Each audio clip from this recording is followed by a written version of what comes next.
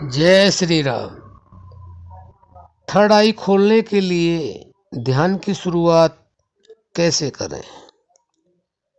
बंधु, ये बहुत ही अच्छा प्रश्न है।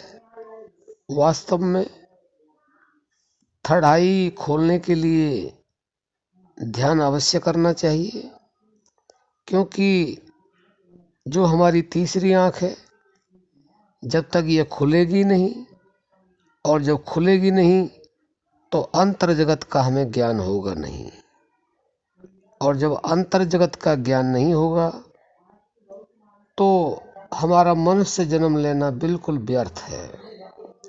क्योंकि थर्ड आई खुलने के बाद ही हमें उस दरवाजे में प्रवेश मिलता है जहां हम आगे बढ़ कर के और उस परमात्मा को पा सकते हैं, उसके साथ मिल सकते हैं, एकाकार हो सकते हैं। इसलिए हमारा तीसरा नेत्र खुलना बहुत ही अनिवार्य है। अब प्रश्न ये है कि इसको खोलने के लिए ध्यान की शुरुआत कैसे की जाए? बंधु, वैसे तो यह चलते फिरते भी हो सकता है, लेकिन उसमें कितना समय लगेगा पता नहीं, और समय हमारे पास कितना है ये भी हमें पता नहीं। कि ना जाने श्वास का आवन हो न हो, यह श्वास आ रही है जा रही है, इसका किसी को पता नहीं कि एक श्वास आने के बाद दूसरी श्वास आएगी या नहीं आएगी। तो बंधु, हमें ध्यान की शुरुआत के लिए सबसे पहले सीधा बैठना होगा और नियम से बैठना होगा, और समय का भी ध्यान रखना होगा।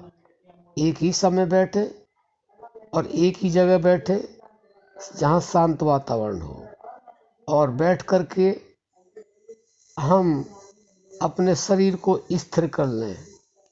स्थिर तक का मतलब यह है कि आपका शरीर का कोई भी हिस्सा हिले डोले नहीं, आंखें आपकी बंद हो। बस बैठ कर के आपने पहले अपने शरीर को स्थिर करना है, और जब आपका शरीर स्थिर हो जाएगा तो उसके बाद में आपका मन निर्विचार होने लगेगा, यानी कि उसके अंदर विचार कम होंगे, और वह भी शरीर के अंदर जो हलचल जब बंद होने लग जाएगी तो आपका मन भी हिलना जुलना बंद हो जाएगा। फिर उसको आप उस समय अपने प्राण से जोड़ दें। यानी कि आप इसको इस तरह से समझ लें, जो आपकी श्वास चल रही है, आप शरीर को स्थिर तो कर लेते हैं, शरीर स्थिर हो भी जाता है, हिलता जुलता नहीं है, और जब अगर हिलता जुलता भी है तो आप प्रयास से उसे रोक भी देते हैं। उससे मन पर बड़ा फर्क पड़ता है, मन अपनी शुद्धता में आता है और धीरे धीरे निर्विचार भी होने लग जाता है। लेकिन निर्विचार कब होता है? जब वह प्राण से जुड़ जाता है, यानी कि जो आपके अंदर श्वास आ रही है और जा रही है उससे जुड़ जाता है। जब आपका शरीर स्थिर हो जाता है और उसके बाद में आप मन से और श्वास को जोड़ देते हैं, या श्वास को मन से जोड़ देते हैं, तो उस समय आपके अंदर एक ऐसी प्रक्रिया होती है कि आप अंदर जाने का प्रयास करते हैं। यह स्वाभाविक होता है। जब आपका शरीर स्थिर हो जाएगा और मन श्वास के साथ जुड़ जाएगा तो आप संसार से अलग होना शुरू हो जाते हैं अपने आप, और आप अपने अंदर उतरने लग जाते हैं।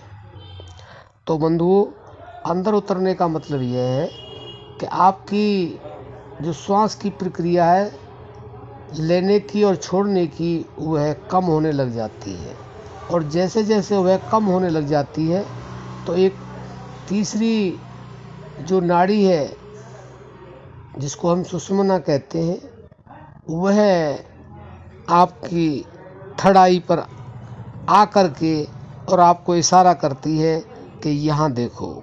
दोनों भौहों के बीच में जहाँ माताएं बहनाएं बिंदी लगाती हैं, वह स्थान है थर्ड आई का, तीसरे नेत्र का, 10वें दरवाजे का।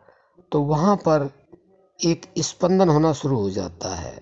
यह संकेत है कि जब स्पंदन आपको वहाँ महसूस होने लगे तो आप का ध्यान सही हो रहा है, आपकी थर्ड आई अब खुलने का इंतजार कर रही है।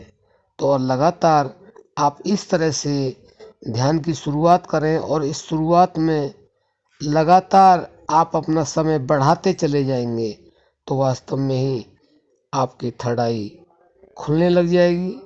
और जब बहुत समय हो जाएगा और ध्यान में आपका मन निर्विचार होने लगेगा तो वास्तव में ही आप सच मानिए कि आपकी थर्ड आई खुल जाएगी।